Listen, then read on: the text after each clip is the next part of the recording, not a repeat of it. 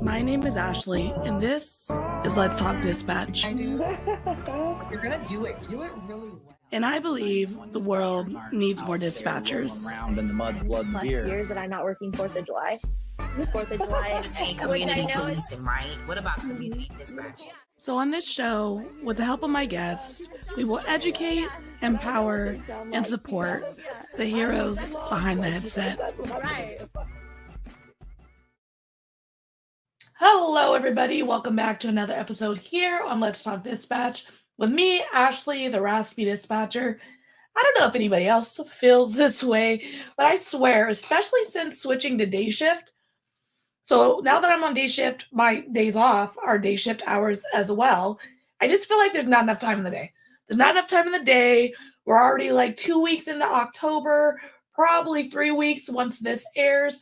You know, there's just not enough time to do all the many things we need to do. So if you're currently feeling that way, no, you are not alone.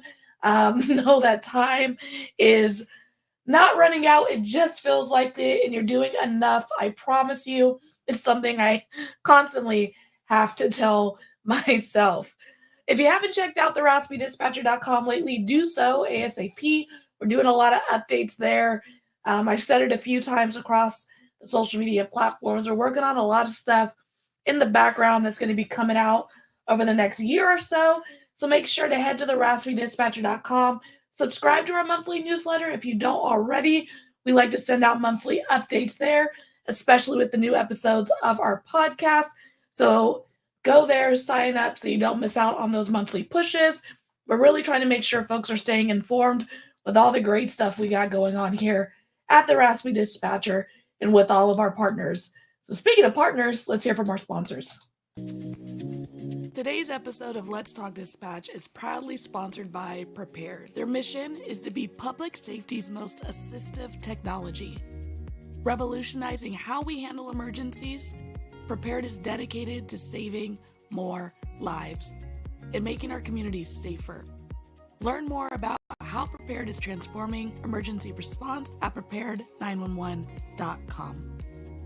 Our next sponsor is Zybex Media. Since 2020, Zybex has been creating impactful recruitment films for their customers. Zybex Media offers their expertise, providing a full range of media solutions designed to attract and retain talent for all PSAPs. Visit zybex.com/media to learn more. These partnerships help us continue to spread the message that the world needs more dispatchers. Interested in partnering with us? Head to theraspydispatcher.com. As always, do make sure to check out our sponsors, because they're doing great stuff. We don't partner with anyone who isn't doing great things. So definitely check out both Zybex and Prepared's websites to check out the awesome things they're doing for our centers. It is spooky season. It is October.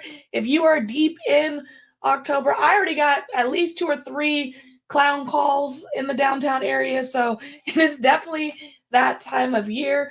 And our guest today is going to talk about some spooky stuff as well as some important things. So our guest today, Jeremy, is a dedicated firefighter and leader of Beyond the Badge Paranormal.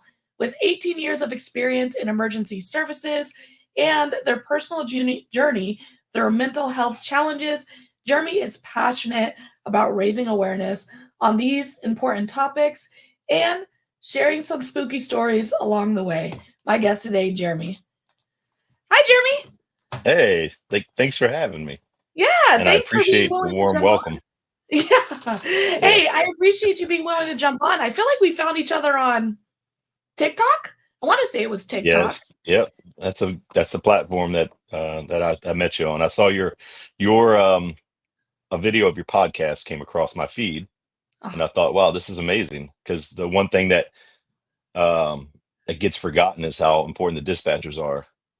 So I thought, wow, what an amazing opportunity to promote some mental health awareness and grab that side of the thing that everyone forgets, that who's the first person that takes the call. So you guys are the forgotten heroes in there. So I want to make sure we raise awareness for you guys too. So heck yeah, we really appreciate that. Well, how the heck did you get into public safety? Oh, well, I'm an old man now, but back in 2004, 2005, I went and got my EMT basic, which is like the very basic medic thing. And then I got a family and realized I needed to do a little bit more. So I got a job with the Newport News Fire Department, and I've been there since the end of 2006, beginning of 2007. And throughout that time, I've become a paramedic and a whole lot of other things. But yeah, that's how I got started. I've always sort of had a passion for being out there doing things, trying to help people. So yeah. And what made you interested in even just jumping into the EMT side of things? Because I don't want to touch it or smell it type of gal. So Yeah, I get it. what got you interested in it? So my mother was a nurse, and she was a Mhm. volunteer EMT in the county that I grew up in.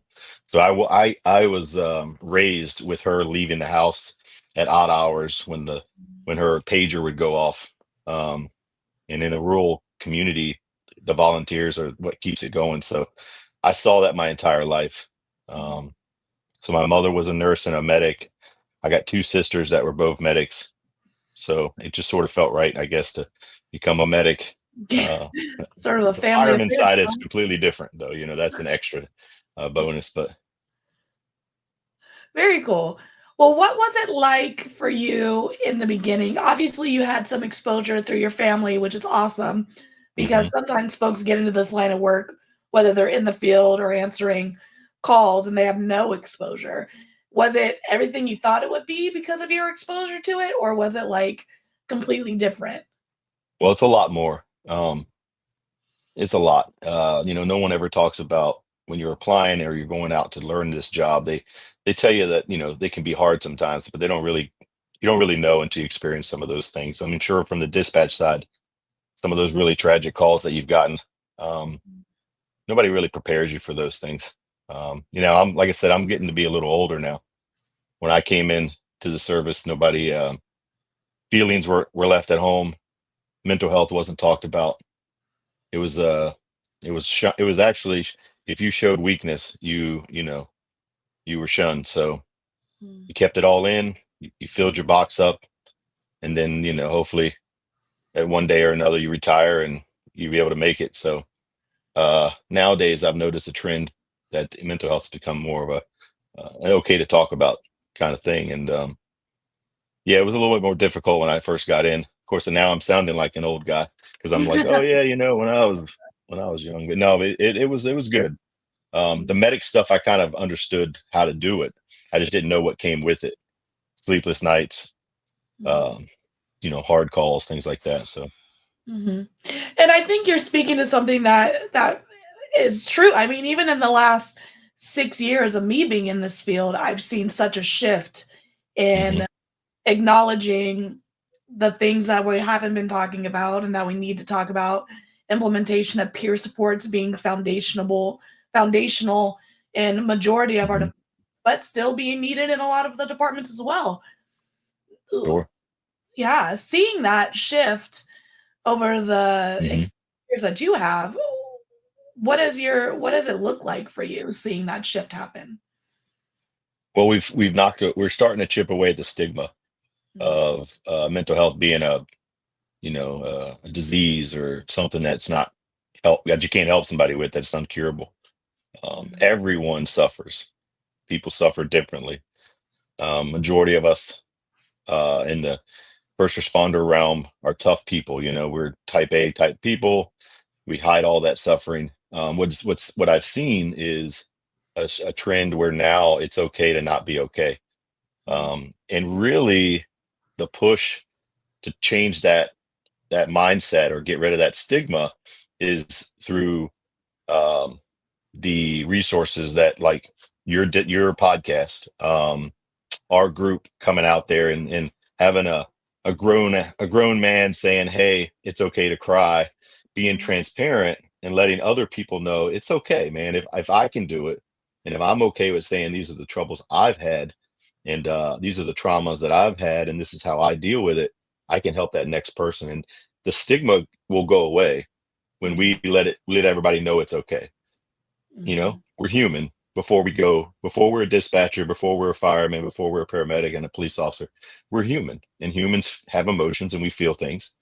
Um, it's okay to be a tough guy, but it's also okay not to be okay. And that's one of the biggest things that we push and I push out there is it's okay to hurt and suffer. Just and it's actually better to be transparent about it because you allow people in to help you, and you also help the person next to you that might be suffering as well. So It is so true. I just actually did a keynote in Kansas, and the premise was, your voice, your superpower is your superpower, and to tell your mhm, story. I think too often in life and in general, and especially in any field that you're in first responder world, we kind of get caught up in the, my trauma versus your trauma. Like, well, why is that bothering you? I took a call like that mhm, and it wasn't bad for me, or, vice versa. And then we don't tell our stories and we don't say things bother us because we are worried about the judgment or the questioning of why it's bothering you. Um, mhm. and so during my keynote, I made folks kind of gradually share things. And then it ended up being, we wrote anonymously on an index card a, a incident or trauma or, kind of whatever anyone was comfortable writing and sharing. And then we passed the cards around to each other. So you put it on paper and then you put it out to the world and it ended up at someone else's table and the table shared it. And you just kind of realize like we're all kind of dealing with similar things and we have no Yeah, freaking absolutely. idea. Yeah, we don't know other people's journeys, Mhm. unless they talk about it. What I've noticed by reaching out and doing these podcasts, it's uncomfortable for me because I'm not really great at like podcasts. But what I've realized is every podcast I go on, someone shares a story with me about their mental health journey. And so in the end, I really hope that what ends up happening is people will watch these podcasts, hopefully, or listen to them and say, wow, man, it's okay to not be okay. It's okay to struggle. And I'm going to reach out and get some help. And then, of course, the other side of our stuff is providing the resources. Um, yeah, and when we get into it a little bit later about how we started, we talk about how we went from just being an idea to talking about it to being physical. Like we want to physically help people. So, Mhm. um, yeah, great Yeah. questions though. And I think that what we can get caught up in as well is like wanting to change the world. We want Hmm. to impact the world in such a big way, but the reality is we're impacting many worlds. And Sure, when you impact one person's world, that just creates this ripple effect and this ability to impact so sure, many others that we're not even realizing. sure. There's an old adage about, it's the shade of a tree you won't ever sit under. So, like, by me helping the first responder to my left, and he or she's able to, you know, get better and be healthier, then their children might grow up to be a first responder that saves a baby who ends up being the president. I mean, Ah. it's unlimited amount of opportunity here, and we're doing some great things. And so that ripple effect you talk about, I'll be Mhm. long gone before some of this stuff, pans out, but at least we're trying to Yeah, do good now. it's true. I actually just like had a realization yesterday. I was talking to my fiance and I was like, well, in 10 years, there's going to be a group of people who are in this field, in this line of work, because they utilize the RASPE dispatcher's resources. Like that's 100%. crazy. There's going to be like a generation that was created from the things that we're doing now. And Yeah, it's just from having these absolutely. conversations. Yeah, I hope that one, if nothing else, one person hears this conversation and gets some help, or at least knows that they're important and people love them. So Heck yeah. yeah. Well, what is Beyond the Badge paranormal? Well, so Beyond the Badge Paranormal was just an idea, sort of a joke. And initially, I've Isn't it always liked funny the how all that paranormal. starts? I tell you, well, yeah, and whatever religious beliefs you have, I think certain things happen for a reason. So I had this crazy idea one day that I needed a hobby because I noticed my mental health struggling, and I didn't have an outlet. So I thought, you know what? I've always been into this paranormal stuff. Why don't I create my own little group and we'll go out and scare ourselves? And I thought, well, why don't we? At first, I need to find some crazy friends that want to join the group, and that's not that easy actually. To tell people, hey, let's go spend the night in a haunted place. You would think it'd be easier, but it really isn't. So I found my rookie at the station, and I said, hey, we're going to watch a bunch of ghost shows tonight, and then this weekend we're going to go out and spend the night in the haunted woods and try to catch some ghosts. And so the idea started with that. Mhm. And then I realized being out there, one, I'm forgetting about the day-to-day stress of the job. I'm pushing myself through barriers, fear, which I equate to sort of standing on the edge of the bridge and bungee jumping. Now, I'm never going to do that. But when you push yourself through this fear wall, you feel like you've accomplished something. You get blood flow again. And I don't know, you just feel different. You feel good. And one of the things I said too is during my time of depression, I lost feeling nothing. I felt nothing. I had no emotions other than sadness. So for me to feel something was amazing. So when I was in a haunted building and I had to walk down a hallway and I was terrified, I could feel that fear running through my body. Mhm. And that exhilaration was awesome. It's like alternative therapy. It like woke me back up and the fellowship with my friends and stuff like that. So I realized after being out there a couple times doing that little ghost hunting fake stuff that we initially were, because we were just going out there with like a cell phone. I mean, we really weren't an official group. Uh, realized, man, what if I created a group called Beyond the Badge Paranormal and we invited only first responders, and then we took that platform and said, hey, you want to get away from the job for a few hours? Come with us, fellowship, hang out in the woods or hang out in these haunted buildings, get that same feeling. You'll love it. And it's really fun, right? And so I got a few people, a few vulnerable, gullible people to say, yeah, I'll go with you. And um, so that was the transitioning from an idea to kind of making it a little bit more real. And then while we were doing that, as a group, we started thinking like, man, we put one video out on YouTube and it had a couple thousand people watched it. I'm thinking, this is the worst video that's ever been created. And 2,000 people watched this thing. So I said, well, what if we are able to get one of those 2,000 people to not commit suicide? Mhm. And they were, even if they're not a first responder, if they just watched it, whatever. So I said, what if we started talking about mental health? And so that's how that started. Mhm. And then I decided one day I'm going to reach out to a charity and make this a physical thing, because Mhm. instead of me just talking about it, what if I was able to promote a resource that provides physical help to first responders? So I reached out to the Survive First Foundation out of Florida, and Doug and Karen they're just the most amazing people.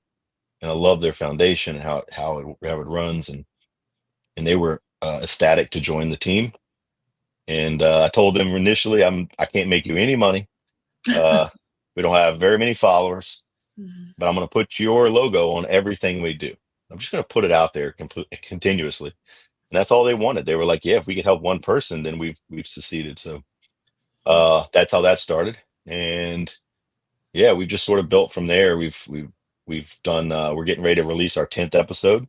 We used the platform on YouTube for the episodes as a way to reach people. We Mhm. use our TikTok to reach people. We post a pretty good balance of paranormal and mental health, Mhm. which seems weird, but um, I got to keep it out there. Got to keep people watching. The sad part about it is the paranormal videos get a lot of views, and the mental health doesn't get as much. So that always breaks my heart, but that's okay. We're Mhm. still trying our best, and yeah, so that's how that is Beyond the Badge. We're just a bunch of first responders. We go out, we spend the night in haunted places, we travel around, we make YouTube videos, we use our social media platform to reach as many people as we can. I try to reach as many people on TikTok and things to say, hey, can I come on your show? And at least say, hey, look, first responders are important. And yeah, that's it. That's who we are, really.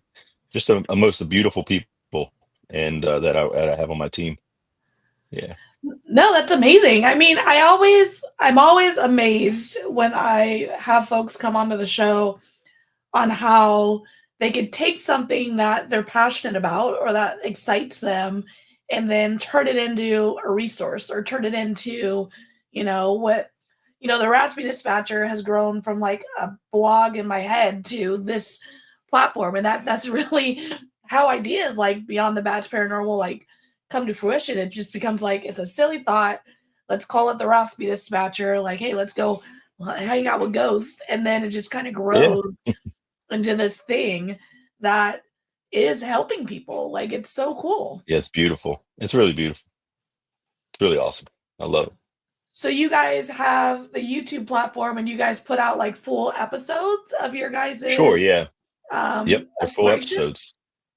Yeah. So yeah. Wherever we go, we typically we put out. It's going to be anywhere between 45 minutes to an hour long. They're not. I mean, they're not. We have a very minimal budget. It's close to the zero mark. Uh, so the videos are going to be what they are. They're not horrible. Mhm. Um, but they are cool because like someone told me it's sort of like the Blair Witch Project. It's like raw. The There's no vibe. I special like effects. You can watch stuff on the big channels, and they're going to edit things. They're going to create ghosts, things happening. Whatever we catch is what we catch, and whatever yeah. we don't. And the interactions that we have during the videos are all real. We're goofballs. We're normal people. We don't, we're not perfect, and we just leave a lot of it in the video. We're just normal people, and that's what I love about it. They're just raw, regular videos. They do get better as we progress. I mean, I'm learning how to edit, but I have no budget. I have zero budget, so it's like I'm gonna do what I can. But they are getting better. Yeah, and I'm gonna tell you something. It's really wild. We have caught some amazing evidence, even though Mm, we have $0 budget and we're the Blair Witch style. We have some of the best evidence. If you go to our YouTube or our webpage, we have an evidence section, oh, and it's insane the stuff that some random people like us can catch. And we're not even Hollywood or Discovery Channel or anything like that. We're just real. And I always joke about the ghost feel bad for us because we're coming with all our trauma. And they always come out and say, let's give these guys just a little. So they keep on going. So I'm really thankful for that. what is the craziest thing or some of the craziest things like you've discovered in this process or maybe some of the evidence that you guys have come across? So I'm going to start with I'm a skeptical believer. And what that means is I think ghosts are real, but I don't think every knock is a ghost. So I want to prove that it's actually real. Every dust particle that flies by is not a ghost. Most likely it's a dust or a bug. So I want to put that out there right off the bat. When saying that, I can tell you as real as you are right now in your studio, ghosts are real because, or whatever it is real because I have seen things, heard things, and smelled things that I can't explain. And from hearing actual voices in the room with you, talking to you, which is really weird, um, to seeing full body apparitions moving around a building and I'm just my jaw's to the ground because I'm like, well, how am I going to explain that? There's no way, there's no environmental reason why there's a person shadow moving around. So we were in well, one of the coolest things was we were at Waverly Hills Sanatorium in Kentucky, in Louisville, Kentucky. It's really one of the most haunted places in the country, if not the world. It was an old tuberculosis hospital Mm. in the early 1900s. So we have documented 6,000 people passed away there. It's a real sad place because so many people passed away during that tuberculosis epidemic. But while we were on the fourth floor, we were sitting in the dark and we had one of our little devices out there and we were chatting with what we could eventually figure out a male spirit. And I saw a full body, what I can assume, I don't know if it's man or woman, obviously, because it's not that detailed, but it's a shadow person step out of the doorway behind the device, Mm. stare at us, step back into the room. And for me, it was gold mine. I'm like, this is the most amazing thing I've ever seen. I wasn't afraid or anything because I really like this stuff. But I was like shocked. I'm like, that's the coolest thing I've ever actually seen. Um, so that was really neat. See, I would That have was been out actually the the door already. first. Yeah, Would've been, and whoop. I was really excited. And the thing that broke my heart was we decided at midnight to shut the cameras off to have Mm. personal experiences. It's the first time and only time that this group has ever done that. And that's the one time I saw a full body apparition, and I was like, I am broken right now. But still, I have that memory. I know it's real. I Mm. was there. We have caught, if you watch some of the evidence, we've caught some amazing audio of things talking. I don't know where the voices are coming from, but No. we've caught some amazing stuff. The last episode we just did was we were in historic Williamsburg, Virginia, and we were at Mm. a 1700s mansion, the Powhatan Manor House. And in the middle of the night at 1 a.m., we catch this little girl's voice saying, "It's me," really loud. Now, I'm going to tell you, there's no little girls there. It was three of us. We're So all there's an age adults. requirement to be a part of this group. There is, yeah, absolutely. But I can tell you there was no 5-year-old little girls there. Now, what makes it creepy, and what makes it creepy is we had spent the first 2 hours you were there communicating with a little girl named Mary, who Mm. supposedly passed away at sometime in the 1700s, and she was around between 4 and 6 years old. So to hear her voice was wild. And if you go to if you go to our YouTube page or our YouTube channel, and you go on there and look for part two of the Powhatan Manor, about middle of the way, you'll see a place where it talks about a little girl's voice being captured. It's craziest thing you've ever heard. Um, Mm. there's no little girls there, I can tell you that right now.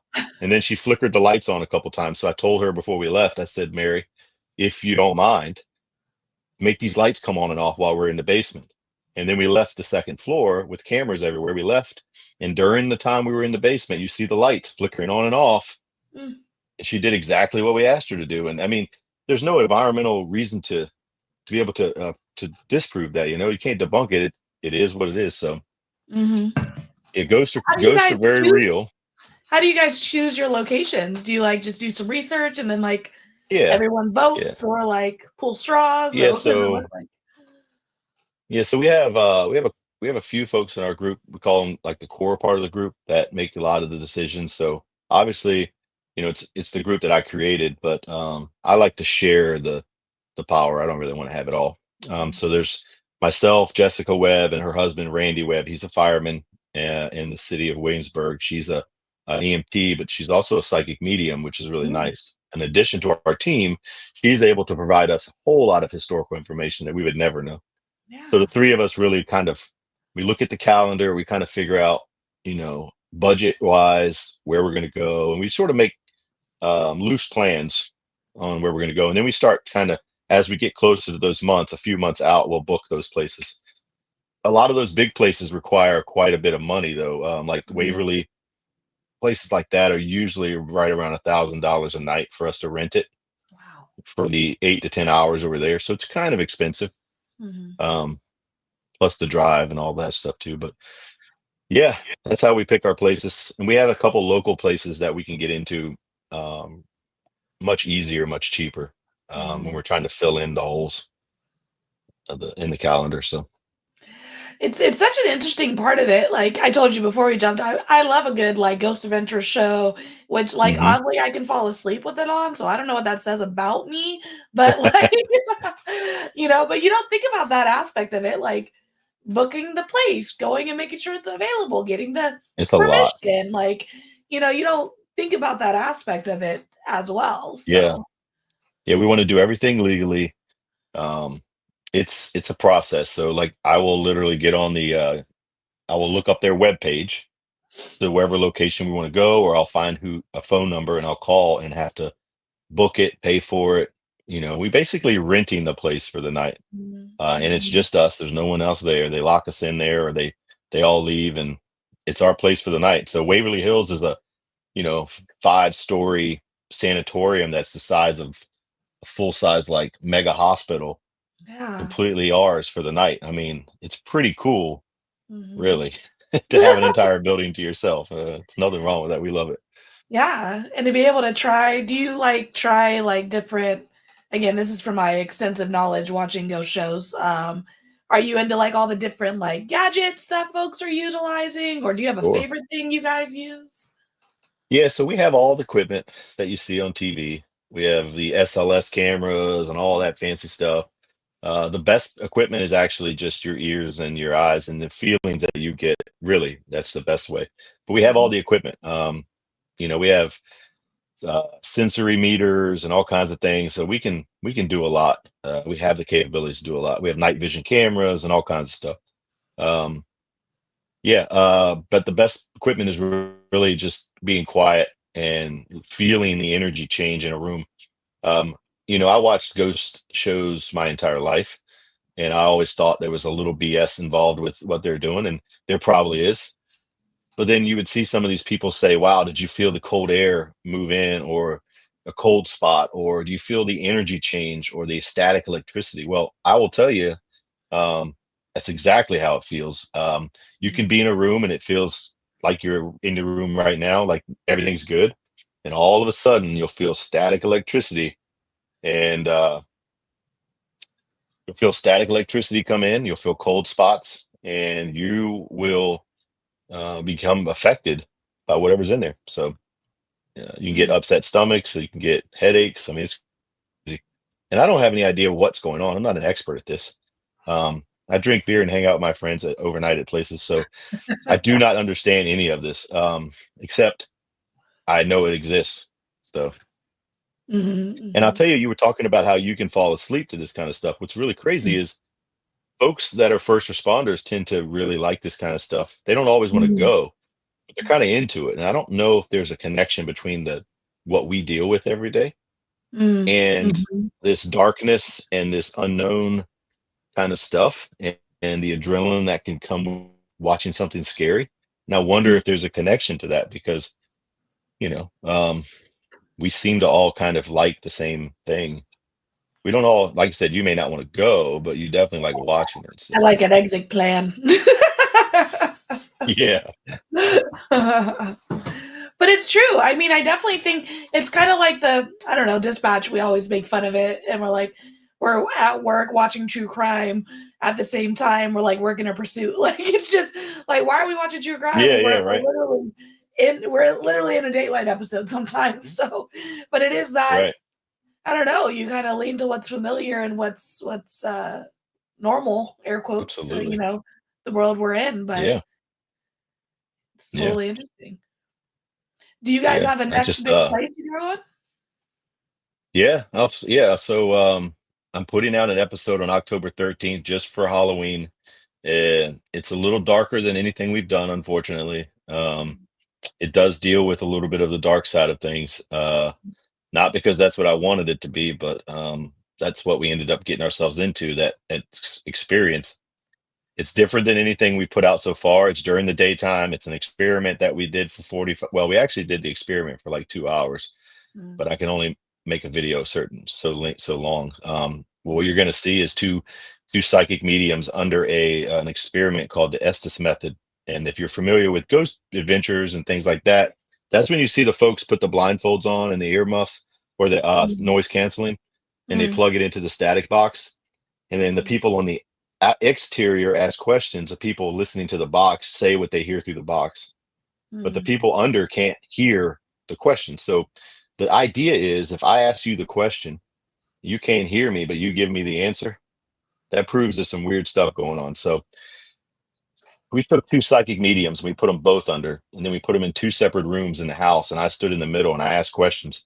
And for the entire video, you'll see them answer each other back and forth, and you see them answer our questions. And it's actually one of the creepiest things I've ever experienced in my life. The entire time I'm there, I'm thinking, what is happening? And then because of the reason we were actually there is because someone had done some sort of ritual, mm, satanic or some kind of ritual that we don't mess with we don't ever mess with that. That's not our thing. But mm, they actually invited us to come to help them try to mm. figure out what the heck is happening. So I put these two women under an experiment, and for the entire time, it turns really bad. They say terrible things, and I was like, man, I hate to have to make a video about this, but people have to see how crazy this is, because and Yeah. you'll see Heck it. And yeah. if you haven't checked it out yet, if you go to our webpage, there's trailers for it. They're Mm, kind of spooky, but it's going to be really scary. heck yeah. We won't And do we'll make dark sure to things put like out that. yeah, we'll make sure to put out like the trailer as well on our social media so Okay. folks Yeah.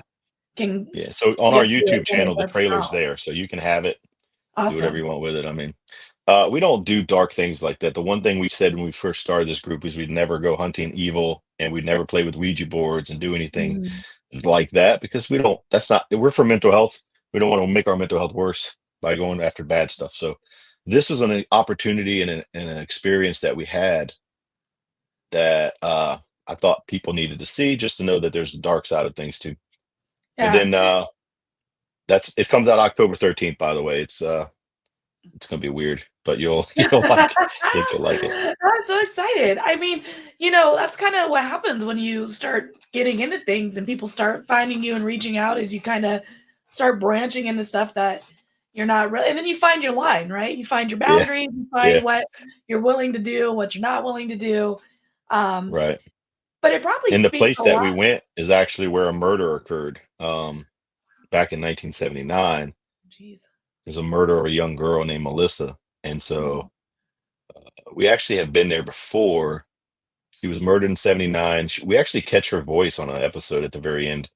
mm. Um, we catch her screaming. If you go to our webpage, you can hear her scream, "Please help." Yeah, it's really sad. Wow. But but this was a completely different experience we had there. Um, Yeah.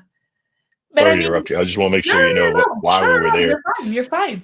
Um, but I think it does kind of speak to our mental health, right? Is like when we have these big experiences that we're not ready for, like Mhm. you go into this, you go into work, you answer the call, you respond to the call, Mhm. and you just kind of never know what's going to happen when it's going to happen. And then Yeah. go out to this scene, to investigate, and it turns dark. And that wasn't the intention, and it Mhm. kind of shifted to that. And it's like, well, what do Sure. we do now? How do we take care of ourselves? How do we pivot? And I think that's kind of all speaking to the stuff you guys are trying to promote. Yeah, absolutely. So look, there's the ghost hunting thing, and it's scary, it's fun. YouTube videos are all fun. I mean, it's fun to watch ghost stories, and you might fall asleep. It's fine. I'm not worried about it. That's why I'm putting it on the webpage. Like, people who fall asleep during the videos, just want to see the evidence, just go there. It's easier. Yeah. But Yeah. subscriptions help, because that helps us reach more people and stuff like Mhm. that. So we have the ghost hunting side of things, and I love that. That's like awesome. But really, the big push for me is the mental health thing. Like, I wake up in the morning, the first thing I think is like, what can I do? What kind of TikToks can I put out today that help that message, that get us Mhm. the people to watch, so we can promote more mental health awareness. And I just see it every day on the job, people struggling, Yeah. and I just want to help people. And I was so thankful that I was able to come on your show, because I don't think dispatchers ever get the recognition that they deserve. I mean, you guys are we hear you on the radio all the time, and you guys, we don't know what y'all are going through, but Mhm. you guys are the first line. Yeah. And you know, you can't even go to Chick-fil-A and get a discount. They don't even care about you guys. Like, no one cares about the dispatchers, and that's horrible, Mhm. because you're the first people that answer the call. Mhm. And if it doesn't get taken care of the correct way initially, nothing else happens like it should. And the thing I've noticed from about the dispatchers that, breaks my heart, is you guys have to take the call. You got to try to figure out how to help this person, which resources they need. And then the call is done. You never get the resolution. You're Mhm. always left on a cliffhanger. And that has to beat away at your psyche, right? And so that, I think about that often, about how amazing these dispatchers are, and they never get a chance to find out, well, what happened. And our dispatchers will actually call the station and be like, "Hey, how did it go?" And they're just Mhm. looking for that closure. And I just think you guys need more recognition, which is why we include you guys in our, when we talk about it. dispatchers are definitely a part of it. Nurses, we include nurses in there, Mhm. um, because I think ER nurses and first respond the nurses that are any nurse is included, but especially those ones at the emergency room. I mean, they're getting the stuff that we're bringing to them. We're all part of the chain, the Yeah. chain of like you see CPR chain. Well, we're the chain of first responders, and we have to all take care of each other. So I have a special spot in my heart for dispatchers because I know what you guys are going through, and I'm gonna tell you, I've been impressed by some dispatchers before too. The way y'all handle these complex calls and scenes, I couldn't do it. There's no way. So you guys are amazing. Yeah, we appreciate that. I mean, it's definitely.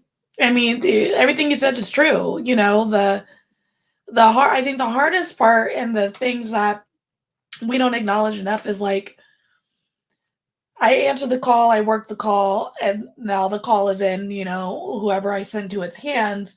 But then now I'm answering another call. Yeah. Whereas, our folks who are responding to the scene, you might be tied up on that call for an hour, 2 hours, Hmm. your whole shift if it's a severe incident, right? Well, Sure. I'm still answering call after call after call, and like that's, Hmm. and again, it's not a mine is worse than yours, or it's just No. different, right? And we just need to Sure. acknowledge the 100%. difference and the way the amount of calls that I'm receiving versus what you actually go out there, see, and put your hands on, like the trauma is all the same. It's It just is. Yep. dumped on us a little 100%. differently. Sure. Yeah. And I feel so bad because the next call that comes in, you have to perform at 100%. Mhm. And you Yeah. can't show that emotion on the next call because that person could need you to be strong and put together so you can help them. And so that's your box is going to get filled up so much faster. I Mhm. go on a bad call.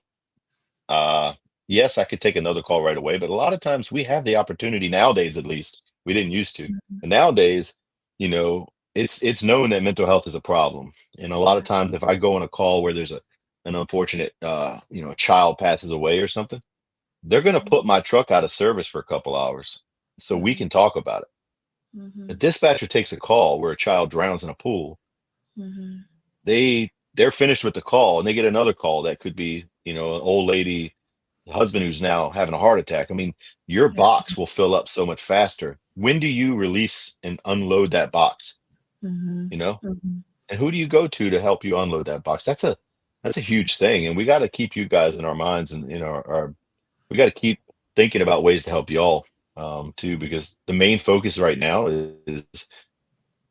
is police and fire and Mhm. EMS, but nurses, dispatchers, they're just put off to the side. So Yeah, I another don't group I that don't I know how to. got. Go ahead. You're good. Oh, I was gonna say another group that I think we forget about often is like our CSI folks, like the folks who come out to these scenes, these horrific scenes, and Hmm. have to Yeah. bag it, take pictures of it, and make sure that Yeah. evidence is collected so, justice can be served and all that. Like those folks, I think, get missed quite a bit too. Yeah, absolutely. So one of the things that I can't sit still, right? Like I can never stop doing things. And that's one of the things that people in my group will tell you. I annoy them on a daily basis about ideas like, hey, we should do this. If I had an unlimited amount of money, we'd be doing some crazy things. Because I keep thinking about it, and I don't know why these ideas come to my head, but like they always do. And so a couple weeks ago, I had this thought, well, why don't we create a nonprofit and do something for the community, make it more real too? Like, let's create something. Let's just create one and let's do something, right? Yeah. So the idea is like, well, how do we help? How do we do something that's beneficial to the community? And one of the things that we could think about doing, and talking to you and really thinking about it throughout the course of a week or so with your questions and the things you wanted me to kind of think about was I don't think there's a resource in my area that helps dispatchers. I don't think there is Mhm. one. So Mhm. what if we created some sort of nonprofit that provided at least some sort of resources to those dispatchers? What if if it could be as easy as a newsletter and a little thing where we work with Survive First or another foundation to say, hey guys, when y'all are struggling, these are some of the things you can do. And we provide some training to them and their supervisors. And so that's an idea that, I've been thinking about for a few days about how can we add dispatchers and give them the physical help they need. I don't know of any actual physical help they get. I know we do. We get plenty of people that want to help us. So I'm Yeah. gonna look into doing a little more of that. Heck yeah. Um, Yeah, we need those things. yeah, I mean, because we you do guys get need it. lumped in. We get lumped in with folks if you're lucky enough to get lumped in. I know there's some departments who dispatchers are still not even included in debriefings and things like that. I mean, we've Yes. definitely seen a shift, but we're mid pivot. We're just starting to swing, you know, Well, and I'm acknowledging gonna mental start. health. I'm gonna start a little bit of a change here in my area. I'm a believer that anybody's capable of doing anything. So, no, I'm not. I don't really take no for an answer usually. So, what I'll probably end up doing is trying to push this little thing. I'll communicate with a lot of my superiors in my department. I know my department. One thing I mean, my department's an amazing fire department. My administration is so supportive of us mental health wise. We have some amazing chiefs up there that really care about us, and I love the fact that um, we are taking the lead in the area on mental health. Amazing. It would be very easy for me to go to my superiors and say, "Hey, I want to talk to the dispatcher who's in charge of dispatch, and I want to talk to them, and I want to kind of start working on adding these people into our debriefings because they need it." Mm-hmm. And if that requires, giving that dispatcher some time off during the couple hours to regroup and get their stuff together, then that's what we need to figure out. But I bet you $1 million I'm gonna make a change around here. And so Beyond the Badge Paranormal is a paranormal group, but we're more than that. We have a goal and a mission. We make content for a cause. That's our big motto. We make content for a cause. We don't do it for just look, there's 1,000 paranormal groups out there. If you go on TikTok right now, Yeah. uh, there's hundreds and hundreds and hundreds and hundreds and hundreds of paranormal groups. Mm-hmm. It's cookie cutter, man. I promise you, you wouldn't know one from the other. They Mm-hmm. all do the same thing. They want to all be like they are on TV. And no, nothing wrong with that. We're not going to be that way. We've said that from the beginning. We want to be different. Um, we want to have a mission, a cause, do what we do it professionally, have a good time, and make a difference while we can. So that's what Beyond the Badge Paranormal is really all about. That's amazing. So, Yeah. what advice would you give someone who is considering a career as a first responder in general, whether it's dispatch, firefighter, EMS, nurse, so on and so forth? What advice would you give them? So if they're thinking about doing it, that means that they've been exposed to it, or it's already on their mind. And I would encourage them to do it. I wouldn't. Don't let the fear of something of the unknown keep you from doing it. Now I know that sounds kind of funny coming from a paranormal group. Don't let the fear of the I like unknown it. keep you I from think going that in might there. be a new Yeah. tagline if it's not one Yeah. already. Right. So I would say take the plunge, walk down that scary hallway, become a first responder. Um, you need a good support group. So surround yourself with people that are going to love you and support you because you're going to need it throughout your career. Be transparent about your pain and also know it's okay to not be okay. Um, I do better with my mental health when I'm open about my struggles. So if I'm at the firehouse and I don't tell anybody I'm struggling, I struggle a lot more because I'm keeping it in. I'm not getting love and support because they see me struggling, but they don't really know what to say. But when I come out and say, "Man, I'm having a really hard day," you know, I'm really struggling. I'm feeling terrible. I need to talk to you. I've been thinking about these things and thinking about these things, and I'm scared. And so my teammates, my family at the firehouse, they just surround you. And the same thing with your dispatch family. They surround you. They tell you, "Hey, you're loved." And that's the big thing. We're you, and I'm not a professional therapist. It's not about that. It's about telling someone, "Hey, you are important. Tomorrow needs you. We love you, and it's okay, and we're going to be there, and we're going to help you through it." And that's such a big thing when you're in a deep depression or you're in a mental health crisis, is knowing that, yeah, it's not going to get better overnight. People love me, and we want to make people know in their heads that, hey, tomorrow really does need you. I need you as a dispatcher to be here because there's a kid that's going to need a dispatcher to walk them through CPR instructions for their family member. Mhm. And if you're not here, that can't be done. And so that's how important you are.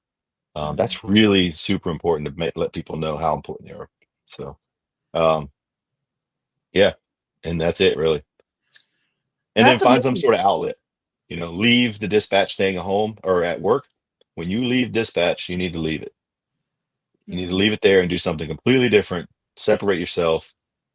Find an outlet. If you want to jump off that bridge, you go right ahead. I'll watch it from the distance. But if you want to go haunting, searching for haunted places and stuff, go for it. Yeah. But find an outlet. Yeah, it's so true. We have to leave work at work and be people outside of our first responder roles, and whether that's you know hunting ghosts on the weekend with the friends Right. or jumping on a podcast. I mean, we are Yeah.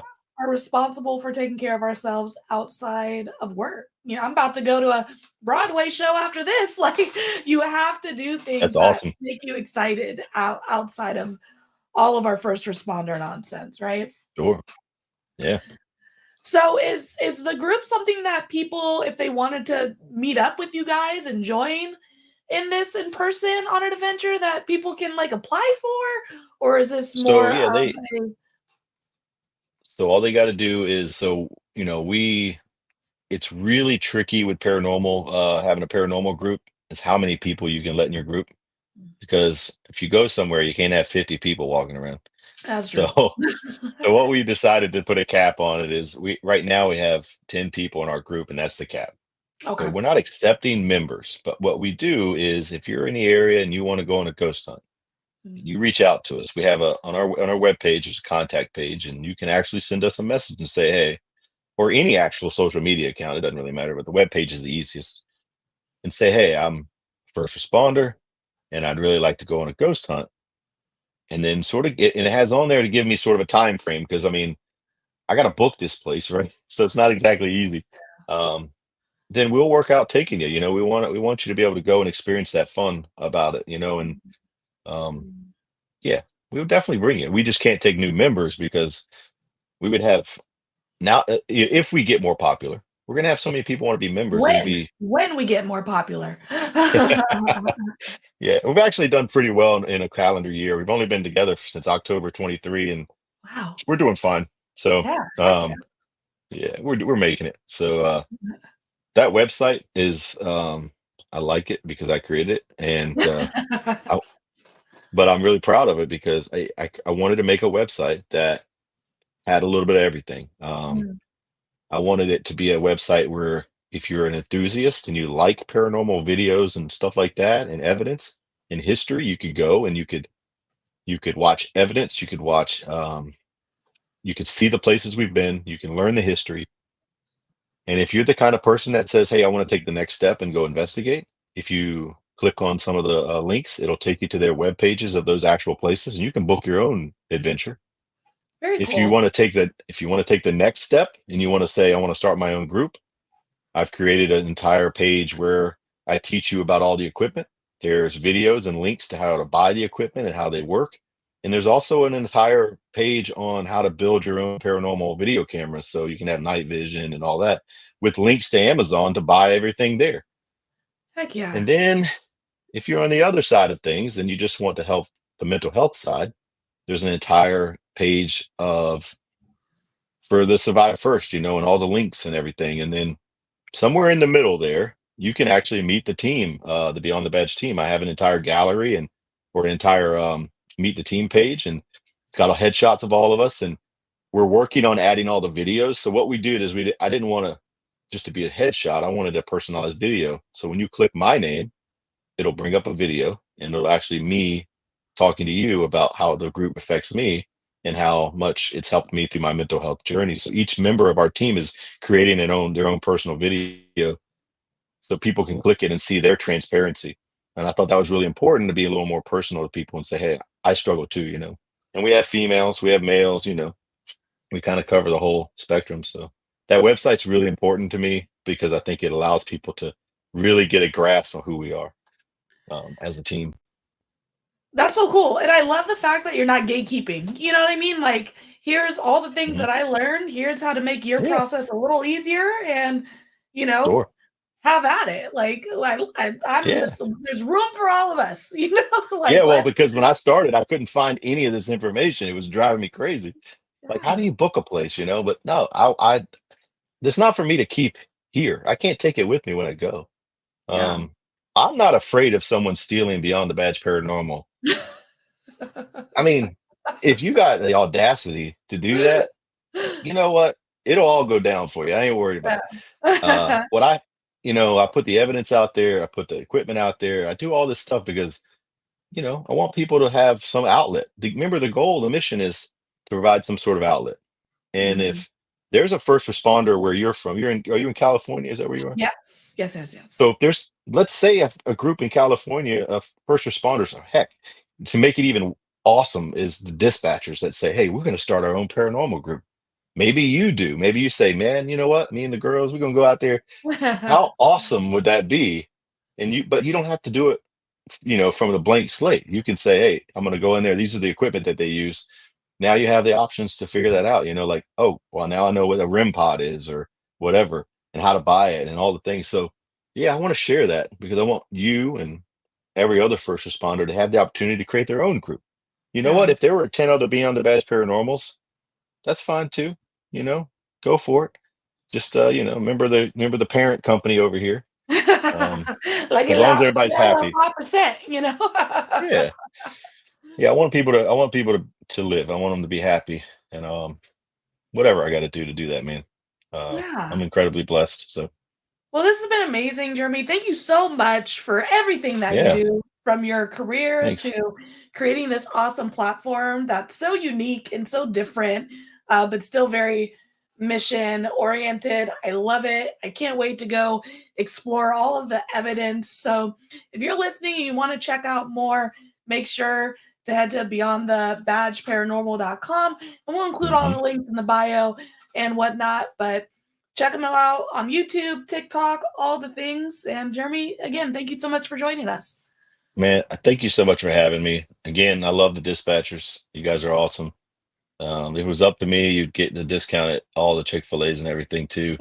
Um, so I love dispatchers. So that's it. All Thank you, Jeremy. I'll be right back with you. right, thanks.